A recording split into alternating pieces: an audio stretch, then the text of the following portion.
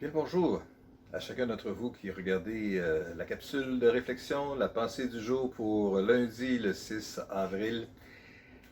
Dernièrement, je lisais un passage et ça m'a frappé, puis j'aimerais juste vous le partager brièvement ce matin. En fait, je lisais le passage en suivant le guide de lecture biblique que nous avions dans notre hebdo, autrefois en format papier, mais maintenant en format numérique. Vous pouvez l'avoir sur le site du Carrefour. Simplement aller voir hebdo et puis vous aurez le guide de lecture biblique là si vous le souhaitez. Que ce soit ce guide de lecture-là que vous utilisiez ou que vous en utilisiez un autre, moi je veux juste vous encourager à utiliser un guide de lecture biblique. Ça va vous aider, vous stimuler à poursuivre votre lecture régulière de la parole et puis vous allez être ainsi nourri dans votre cœur, dans votre âme. Et vous découvrirez plein de choses intéressantes. Ce que j'aimerais vous parler aujourd'hui, ça se trouve dans l'évangile de Luc au chapitre 8. C'est un épisode de la vie de Jésus. Et dans le livre d'Hébreux, l'Épître aux Hébreux, chapitre 12, verset 2, il nous dit « Gardons les yeux fixés sur Jésus ». C'est toujours une bonne idée de s'arrêter et de penser à Jésus, d'examiner Jésus, comment il vivait, de réfléchir à comment Jésus abordait les différentes situations qui pouvaient se présenter devant lui, de méditer à ce sujet-là. Quel modèle à suivre pour vous et moi dans notre vie de tous les jours à ce moment-ci. Donc, le passage se trouve dans Luc chapitre 8, versets 22 à 24, et puis je vais le lire et le commenter en cours de route. Ça nous dit simplement qu'un jour, Jésus monta dans une barque avec ses disciples et leur dit « Passons de l'autre côté du lac. » Un jour. Dans une autre traduction, ça c'était la traduction de la Bible du Sommeur, mais dans une autre traduction qui est la Nouvelle Second 21, ça nous dit « Un de ces jours-là. » Un de ces jours-là. Ça vous arrive-tu, vous autres, de vivre des jours-là? Hein? Tu sais, ces journées où tout semble s'empiler. Où il arrive ça, puis là, je trouve pas ci, puis je trouve pas ça, puis je suis en retard de ça, puis toutes les choses semblent s'empiler et s'aggraver les unes après les autres. Un de ces jours-là. Un de ces jours-là, Jésus a vécu ça.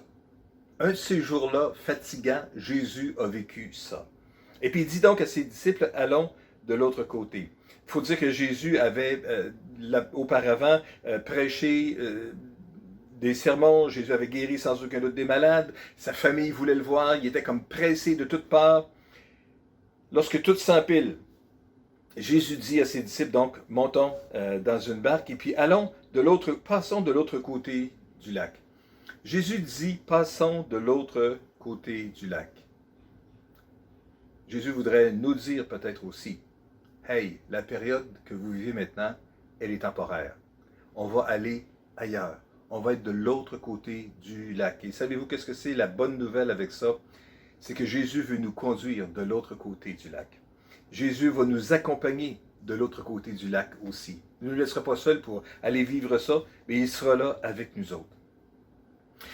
Maintenant, voilà que pendant que les disciples sont en train de faire la traversée, pendant la traversée, Jésus s'assoupit. Bon, Jésus dormait. Pourquoi qu'il était fatigué? Pourquoi qu'il était épuisé peut-être? Un de ces jours-là, là, on est des fois fatigué. Et des fois, la bonne chose à faire, c'est de dormir. Et de se reposer physiquement, émotionnellement, spirituellement et tout le restant de toutes ces pressions-là qu'on peut vivre. Mais un de ces jours-là, donc, Jésus était tellement épuisé qu'il s'est endormi. Oh, c'est sûr que lorsque la barque roule doucement sur les flots, ça va bien de dormir. Je suppose, j'ai pas bien dormi d'une barque dans ma vie, mais je suppose que ça doit être assez relaxant là. Mais voilà que ça ne s'arrête pas là parce que c'est un de ces jours-là. Et un de ces jours-là où toutes les choses arrivent l'une après l'autre. Un de ces jours-là, soudain, un vent violent se leva sur le lac. Quoi d'autre encore qui va arriver en plus du vent violent qui va se soulever? Ben voilà que l'eau se met à envahir la barque. Et la Bible nous dit même que la situation devint périlleuse. Et pendant tout ce temps-là, Jésus dort. Il devait être moyennement fatigué. Parce que pour dormir, quand la barque est bouleversée, puis quand les vents soufflent, on dort dans le confort de nos maisons, et s'il vente trop fort dehors, ça nous réveille peut-être pendant la nuit. Comment Jésus faisait pour dormir quand dans la barque, elle était secouée, puis il ventait fort, puis sans aucun doute, ça faisait du bruit. En plus, l'eau embarquait, et puis la situation devient périlleuse. Ben moi, quand j'ai les pieds mouillés dans l'eau, je me réveille. Mais Jésus dormait. Il devait-tu être fatigué?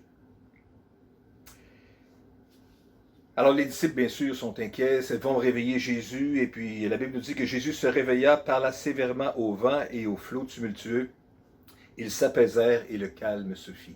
Après, Jésus a donné une petite leçon de foi à ses disciples, là, puis on ne s'étendra pas trop longtemps là-dessus ce matin, mais simplement pour vous dire que lorsque Jésus s'est réveillé, il a parlé sévèrement au vent et aux flots, ils s'apaisèrent et le calme se fit. Mes amis, quand Jésus parle, le calme revient. Que Jésus parle dans nos vies et le calme reviendra aussi. Seigneur, je veux juste te prier pour mes frères et mes sœurs aujourd'hui, que tu puisses leur accorder une journée de bénédiction, une journée où ils te verront à l'œuvre, pas juste une de ces journées-là où toutes sortes de choses s'empilent et se compliquent ou deviennent de plus en plus difficiles et de plus en plus épuisantes. Mais même si c'est dans ces moments-là, puisses-tu rappeler à mes frères et mes sœurs que tu es là et que tu veilles sur eux, que tu les protèges et que tu les gardes et qu'au simple son de ta voix, le calme peut revenir. Alors parle à nos cœurs, parle à nos esprits, parle à nos oreilles spirituelles, qu'on puisse entendre ta voix, que le calme revienne dans chacun de nos cœurs. Je te prie, notre Père, au nom puissant de Jésus. Amen. Alors, je vous souhaite une bonne journée. Que le Seigneur vous bénisse et à la prochaine.